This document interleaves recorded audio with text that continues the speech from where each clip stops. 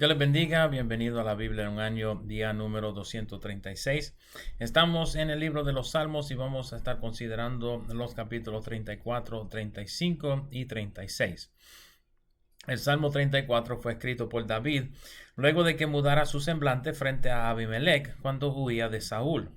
La historia lo pueden leer en 1 de Samuel 21 y se acordarán de que David, en su temor de ser prendido o matado, mudó su semblante haciéndose el loco para escapar a Abimelech. El Salmo se divide en 6 segmentos. El primero se encuentra en los versos 1 al 3. El segmento centra sobre el llamado a adorar a Dios junto con David y alegrarse con la grandeza de Jehová. Noten en el primer verso cómo David hace este salmo personal. El segundo segmento se encuentra en los versos 4 al 7, en donde David relata su historia personal y el motivo por el cual David escribe el salmo. Los versos 4 y 6 se refieren específicamente a David y la contesta de Jehová a su clamor. Los versos 5 y 7 describen el favor de Dios sobre todos aquellos quienes hacen lo que David también hizo.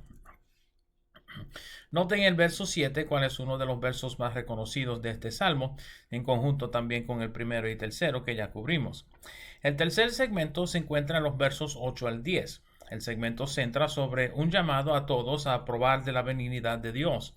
El verso 10 muestra su benignidad hacia los justos mediante su provisión, usando el ejemplo de un león con sus leoncillos. El cuarto segmento se encuentra en los versos 11 al 14 y notarán en este segmento el papel de instructor, cual ocupa David, semejante a algunos de sus otros salmos, trayendo instrucción a los más jóvenes para que temieran a Jehová y vieran el bien de Jehová sobre sus vidas. El segmento va en conjunto con el próximo segmento en los versos 15 al 18. En los versos 15 al 18 vemos de nuevo el uso del ojo de Jehová sobre los justos y en este instante una referencia a su oído inclinado hacia su clamor. Debemos notar una discrepancia en traducción dependiendo en cuál estés leyendo. En el verso 15 se dice que el ojo de Jehová está sobre los justos, mientras que el verso 16 en lo original indica que el rostro de Jehová está contra los injustos. Algunas traducciones dicen la ira de Jehová o el desfavor. Noten también el verso 18, cual probablemente han escuchado previamente. Hablando de versos conocidos, reconocerán el verso 19 en el último segmento, en los versos 19 al 22. Igualmente el verso 20, cual es utilizado en la descripción de Juan de la muerte de Jesús en la cruz, en Juan capítulo 19, verso 36, cuando las piernas de los dos ladrones a su lado fueron quebradas, pero Jesús ya había muerto. Noten la manera en la cual el salmo termina, afirmando que los justos serán atendidos por Jehová, mientras que los malos serán consumidos por su propia maldad. El Salmo 35 tiene una forma quiástica, una estructura quiástica, la cual es difícil de discernir si no está pendiente, por cuanto es una estructura quiástica compleja con 5 ejes o dobleces en el salmo. Una estructura quiástica es una estructura poética en forma de X, la cual si se doblara por la mitad, sus puntos similares alinearían uno con el otro. La primera parte de la estructura se encuentra en los versos 1 al 9, con un eje central en los versos 5 y 6.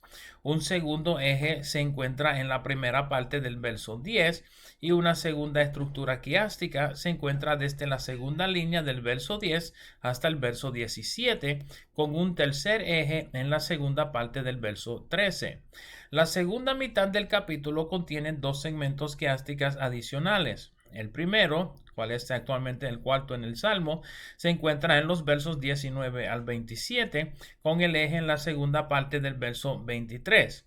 La segunda estructura y la quinta del Salmo se encuentra desde la primera línea del verso 26 hasta el verso 28, con su eje en la primera línea del verso 27. No se preocupe si no entendió lo que acabo de explicar. Podemos analizar el Salmo de esta manera. El turno de los segmentos vacila entre los malos hechos de los injustos hacia los justos y las buenas obras de Dios para romper las tramas de los malos en favor a los justos.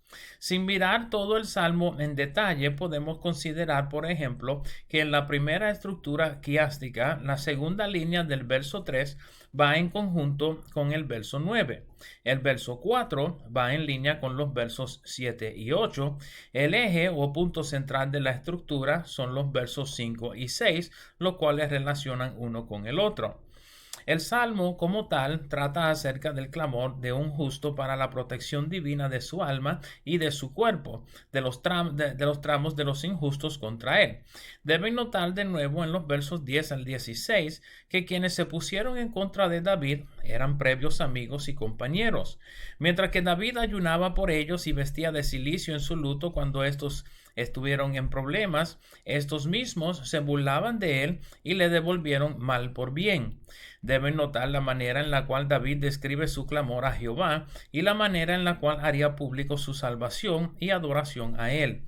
Como es típico en los salmos de David, termina el salmo hablando de la esperanza de David en Jehová y su compromiso de adorar a Dios por sus hechos en su vida.